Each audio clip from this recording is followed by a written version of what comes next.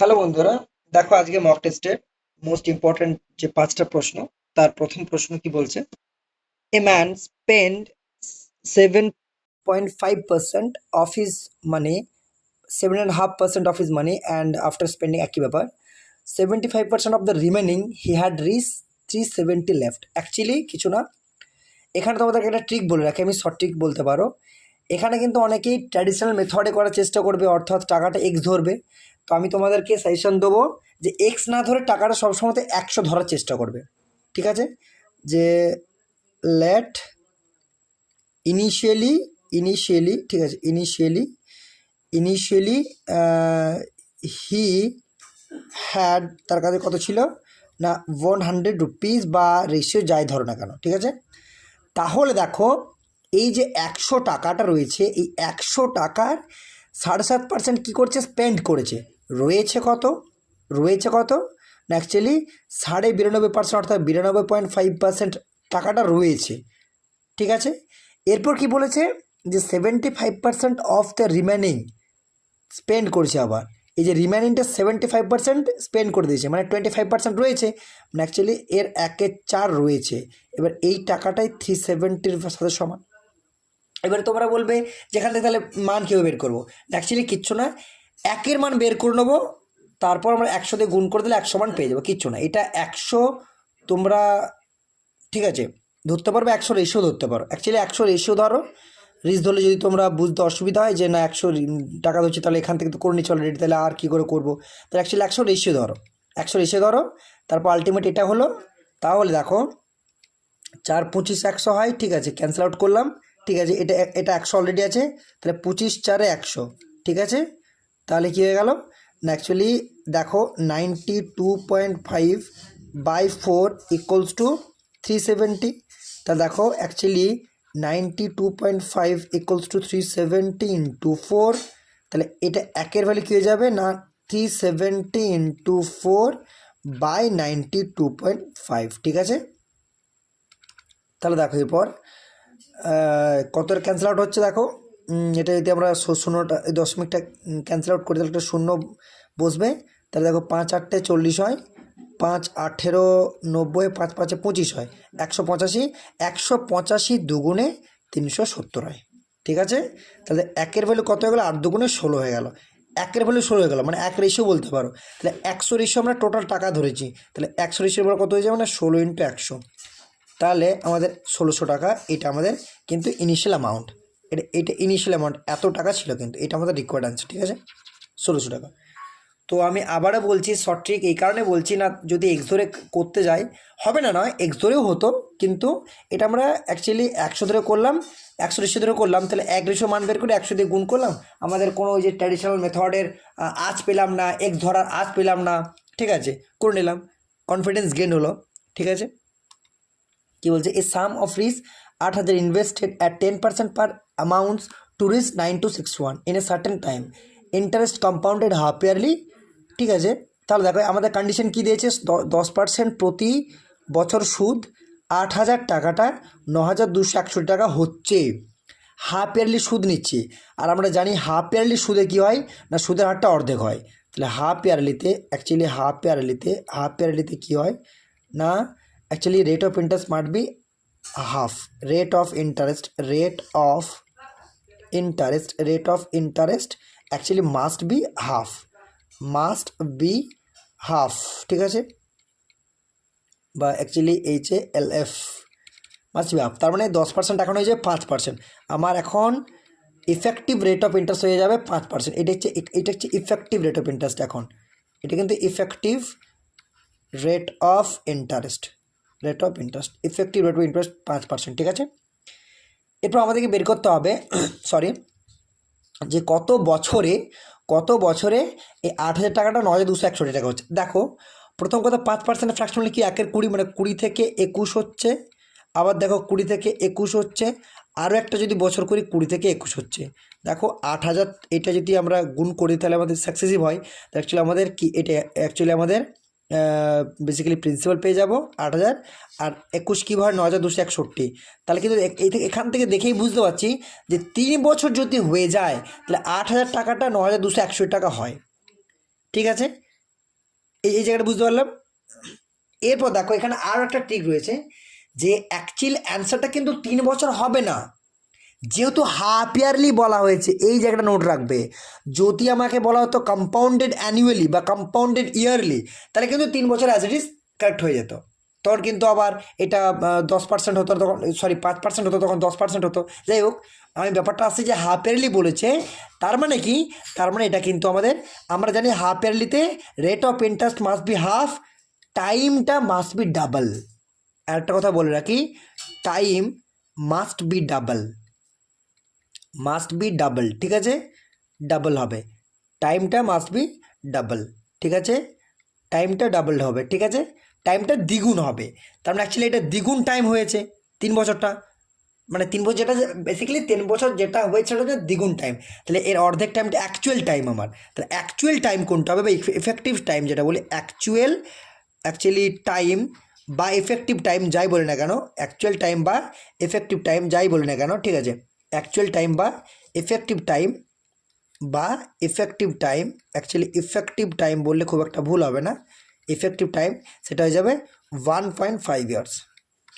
এবার দেখো আমি এভাবে করলাম শর্ট ট্রিকে, তোমাদের যদি বুঝতে অসুবিধা হয় তোমাদের জন্য আমি এটা একটা ফর্মুলা হয়, কি হয়, A equals to P into 1+r/100 whole পাওয়ারে টি, টি ইকুয়ালস টু সময়, R equals to rate of interest, A equal to amount sorry, আর পি ইকুয়াল টু প্রিন্সিপাল। যদি ভ্যালু পুট করি 9261, যদি পিটাকে এই ধারে নিয়ে চলে আসে তাহলে 8000 হয়ে যায়, খুব একটা ভুল যদি না করি, ঠিক আছে। অ্যাকচুয়ালি 1+r/100, তাহলে 5/100 অ্যাকচুয়ালি কত হয়, 1/20 হয়ে যায়, 1/20, আর টিটা টি হয়ে যায়, ঠিক আছে। তাহলে দেখো এটা যদি আরও একটা লাইনে আমরা লিখি, 9261 8000, এটা কী হয়ে যায়, ইকুয়ালস টু, এটা হয়ে যায় সরি 1/20 হয়, এটা 1/22 হয় না, সরি এটা 21 হয় না, এটা 1/20 হয়ে যাবে, 5% তো সেই সেন্সে, অ্যাকচুয়ালি 21/20।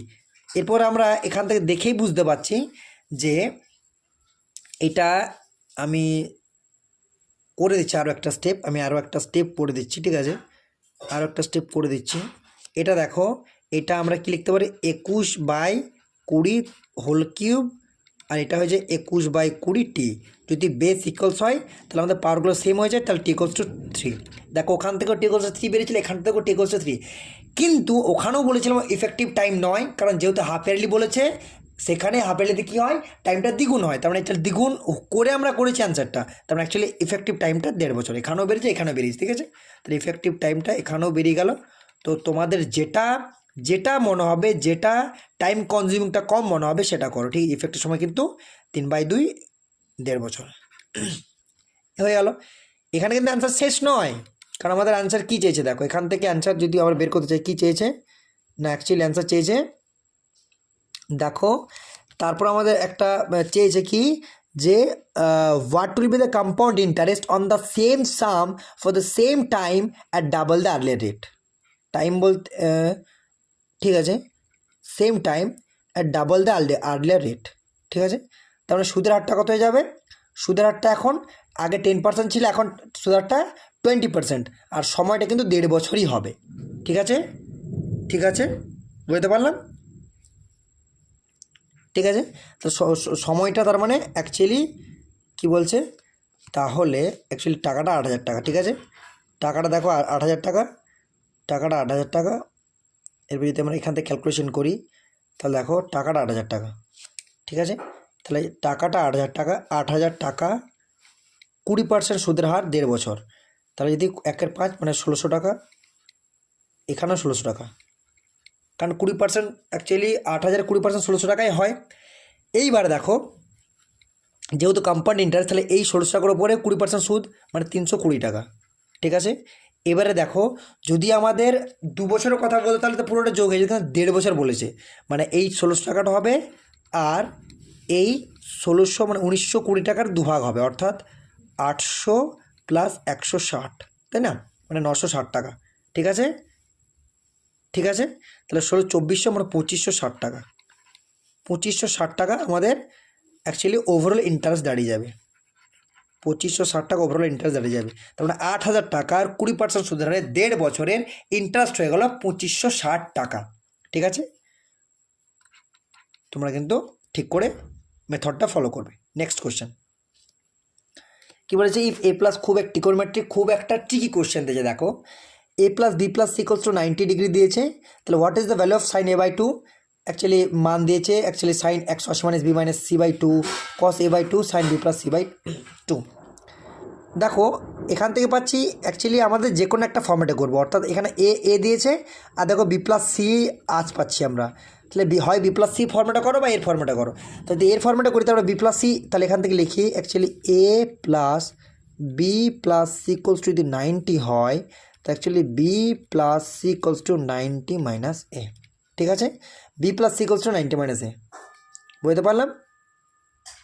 এরপর দেখো অ্যাকচুয়ালি তাহলে যদি আমি রিরাইট করি সাইন এ বাই টু একটা আমাদের অ্যাঙ্গেল দিয়েছে, তারপর দিয়েছে সাইন অ্যাকচুয়ালি কী দিয়েছে না 180 minus B minus C actually by two দিয়েছে। ঠিক আছে, এটা দিয়েছে, তারপর দিয়েছে plus cos A by two, তারপর দিয়েছে sine B plus C by two. আমরা এখন কিছু দেখবো না, মাথা ডিজি করবো না, আমরা শুধুমাত্র ভ্যালু পুট করে যাব। ঠিক আছে, sine A by two as it is রেখে দেবো, কারণ আমরা এ অ্যাঙ্গেল আকারে লিখবো।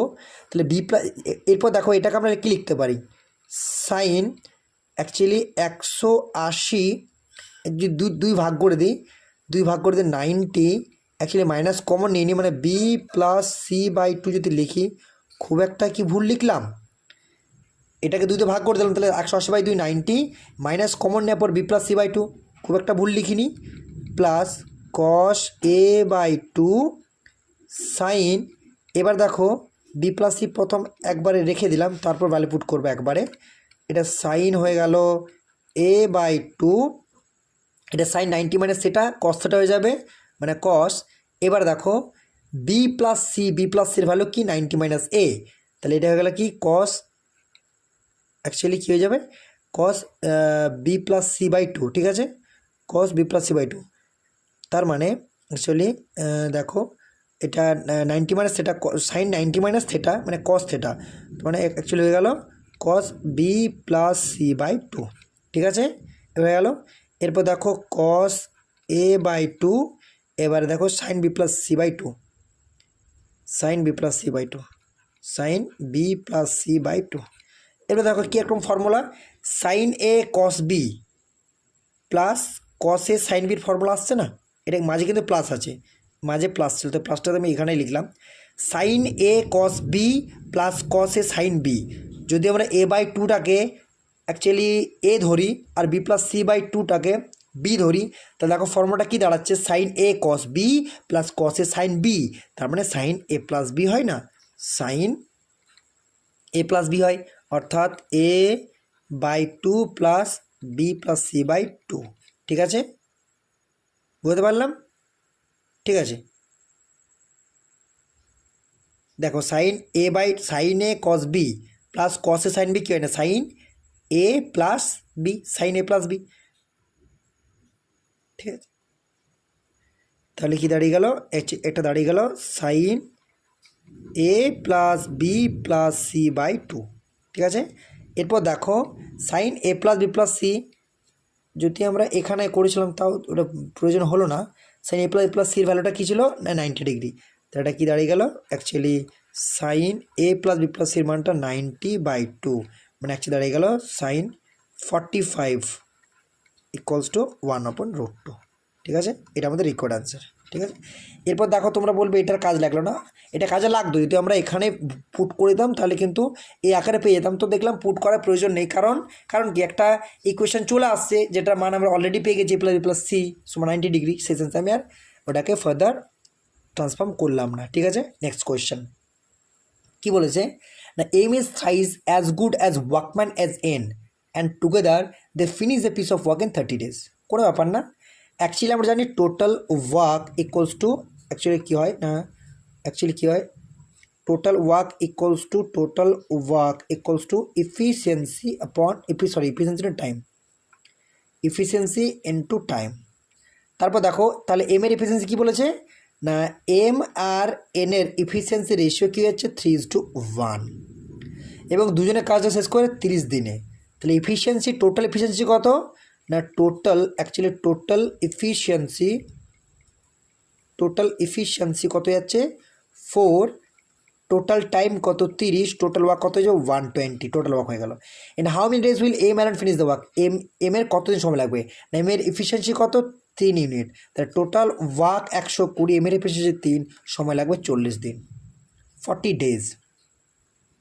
ঠিক আছে, তাহলে 40 দিন সময় লাগবে। ঠিক আছে, এটা আমাদের required answer. Next question, the ratio of ages of A and B 4 years ago was 5:7, তার মানে এ রেশিও বি অ্যাকচুয়ালি 5:7, এটা অ্যাকচুয়ালি 4 বছর আগে। ঠিক আছে, এটা অ্যাকচুয়ালি 4 বছর আগে, 4 years ago, এটা 4 বছর আগে, এই আপারটা মানে আগে। ঠিক আছে, তারপর বলেছে 7:9 হয়েছে, এটা কিন্তু 4 বছর পরে হবে। তাহলে রেশিও ডিফারেন্স কত, দেখো 5 থেকে 7, 7 থেকে 9, 2 রেশিও ডিফারেন্স। এবারে দেখো সময় ডিফারেন্স কত না, এখানে 4 বছর আগে 4 বছর পরে, সময় ডিফারেন্স কিন্তু 8 বছর। ঠিক আছে, তাহলে এক রেশিওর ভ্যালুটা কত হয়ে যাবে 4 বছর। এবার এদের বয়স যদি দেখি আমরা এ আর বি এর, তাহলে এর 5 রেশিও, বি এর 7 রেশিও, তাহলে এর বয়স হয়ে যাবে কত না, এর বয়স হয়ে যাবে অ্যাকচুয়ালি 5 × 4 = 20 ইয়ার্স, বি এর বয়স হয়ে যাবে কত 7 × 4 = 28 ইয়ার। এটা হয়ে যাবে কি 4 বছর আগে। তাহলে বর্তমানে কত হবে, এটা 4 বছর আগে কিন্তু, কারণ আপারে দিয়েছে 4 বছর আগে। তাহলে বর্তমানে কত হয়ে যাবে, বর্তমানে আরও 4 যোগ করব, তার মানে বর্তমানে